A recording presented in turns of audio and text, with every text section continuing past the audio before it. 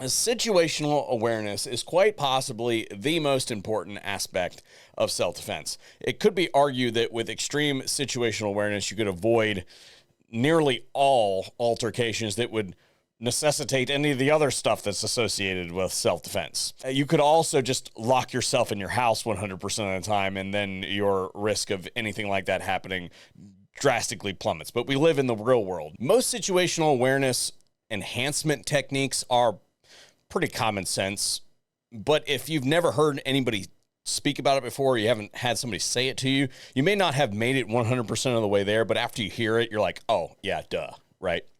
And then there's a small percentage of the situational awareness and preparedness techniques that are just, for lack of a better way to put it, gate kept. You have to attend an advanced training course in like tradecraft or something like that to really get there. But we'll see where this one goes after we hear a quick word from today's sponsor. Today's video is brought to you by Medical Gear Outfitters. If you do not have a legit trauma kit in your house and in each of the vehicles that you drive, then you are dead wrong. This is not one of those things that you like shop for and wait on. That thing doesn't do you any good in your cart. If it's not in a 50-foot circle of you when you need it, you got a real problem. And it's going to be a permanent problem if you don't get to it right quick in a hurry. So I got a discount code for you over at Medical Gear Outfitters to hopefully precipitate you getting on the ball here. And real quick side note, one of their products I really like is the iRock. It is still available. It's just not available in the Blaze Orange. I'm just going to put my money where my mouth is and go buy another one for pictures. Okay, so to set the stage for this video, we've got a young man that appears to be buying something at a gas station. He's got his money out and he's getting ready to hand it to the teller. And he's got his head down. He's not paying attention to the traffic or anything else in the room. And you're going to see one dude enter, and there's also two other people in the store.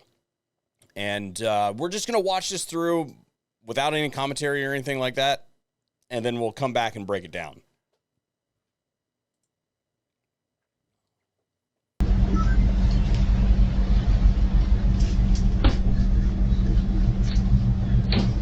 Hey, man, that's my gun, man. Give my pistol back, bro.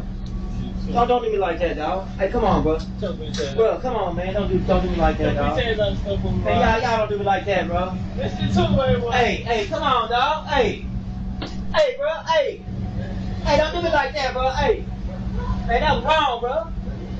Nah. Okay, so now we're just going to watch it again, and this time I'm going to mention things as I notice them. Dude bro's not paying attention, getting his money out. Target glance from the dude in the black. Red, yoink. We'll come back to the holster or the pistol. Easily overpowers him. Easily. All three of them are leaving together, and that looks like some kind of weapon in that backpack. So all three of those dudes are leaving together, clearly overpowered, and like, dude, super cringe trying to get your gun back. Like, you might even exacerbate the situation, make it worse. You're outnumbered 3-1, and they're armed, quite obviously now, and you are not. So going back to the pistol, look how low this dude grabs this pistol. He doesn't have to lift his shirt at all. He's basically reaching for his butt. Now, what that tells me is a couple things here. Either that gun is in his back pocket unholstered, right? Because he pulls the pistol out without any holster coming with it. So if it was like a fitted holster, it would have come out with a holster. So either it was in the dude's back pocket just exposed, or his pants do not fit properly and they have sagged down, and that pistol is hanging out from just below the shirt, and we can't see it because he's able to go basically for the dude's butt and just produce the pistol. So I suppose the first thing as it relates to all this is use proper equipment. Do not just pocket carry a gun.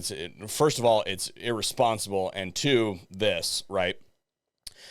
You should be carrying in a proper holster with a proper belt so that is supported the right way and it's up underneath of your shirt, and that will also keep it from printing. This is also a really good case, I might add, for appendix carry, because in order to get that gun, they would have had to come around the front of him, and it's considerably harder to do that without being detected than what we saw right here. Okay, so carrying your weapon in the wrong orientation really sets this situation up to be as bad as it is. It could have been worse, I suppose, but let's say that you have chosen to carry your weapon in like the 5 o'clock position, so it is properly concealed. There are some things that you could do that are not necessarily applicable to this situation, but if there was like a display or something, you could have turned your body into the display a little bit more to guard that pistol, create some kind of physical obstacle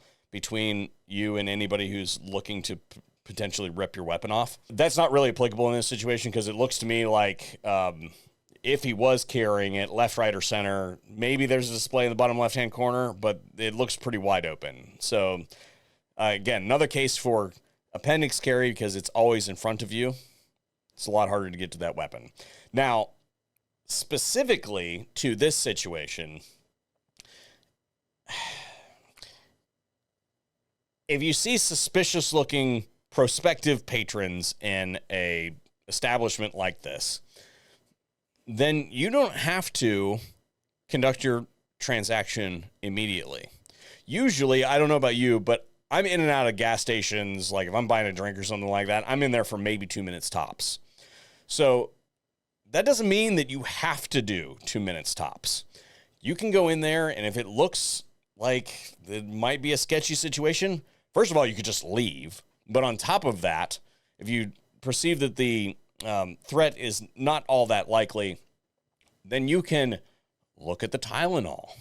You can look at the candy bars. You can pretend to maybe browse more drinks or something like that. And if the 3 dudes that were in the store with you when you began shopping are still in the store with you after you have blown 5 or 6 minutes screwing off in the store, then it's time to leave, okay? The place is being cased. Something is up. I mean, go to the automotive section and start reading the label on like some transmission fluid or something like that. Obviously, orient yourself in such a way that your back is to a wall and your eyes are up and you appear to be doing something nonchalant, but also aware of your surroundings, because a big part of this, they clearly saw that this dude had a weapon. A big part of this was that it was easily accessible, and it is clear that this dude is not paying attention to his surroundings whatsoever.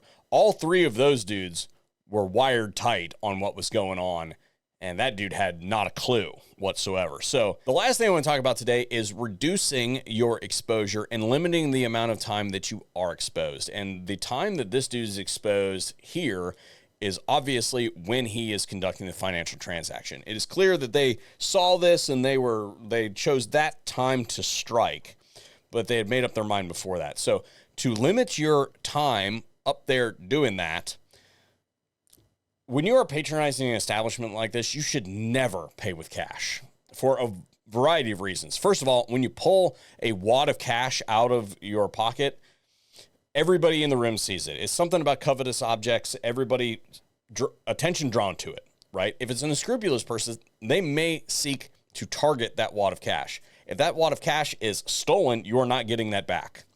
Unless a cop like tackles them like right outside of the establishment, you're not getting your cash back. If somebody steals your credit card, then you can call and get your credit cards all shut off with a single phone call. And if they do get to some kind of transaction, you can report it as fraud, and the credit card company is going to restore the funds on your card 99 times out of 100. And you're like, well, Kurt, I don't like to use credit cards because they're bad and I can't be a responsible adult and use them properly. You need to learn how to use credit cards, and you need to learn how to use them properly. If you're just spending because you have limit, then you need to be an adult. But other than that, when it comes to the credit card versus the cash, think about the process of paying with cash. You have to get the money out. You got to sort it out. You got to count it out. You got to hand it to the cashier, and that 14-year-old probably can't count past 10, so they're going to take forever to make your change. So unless you're walking up and you're buying something that's like $4.50 and you say, hey, this one, they scan it and you hand them a $5 bill and walk out the door, you spent way too much time doing it. Because, like, for instance, you can pull your credit card out, you can have it already out, walk up to the machine, they scan it, you hit the chip card, and pretty much at that point in time, you say, hey, I don't need a receipt, and you walk right out of the door. This might seem a little bit rude, but you're probably not going to see that person again anyway. Limiting the amount of time that you spend in that situation can be the difference between them having a few extra seconds. Let's just say, for instance, that they didn't pre-case this, they didn't see this beforehand, which I find highly unlikely just based on their behavior. But let's say that they detected the weapon and decided to rip it off all in the same, like, 3 seconds. Well, if the transaction only took 3 seconds because you were like this, scan, credit card transaction out the door, well, then, you know, situation is over. Never pay with cash. Cash is for festivals and street food and transactions that you want to hide from the government. That's it. What did you guys notice in the video that I didn't mention? I want to hear from you in the comment section down below.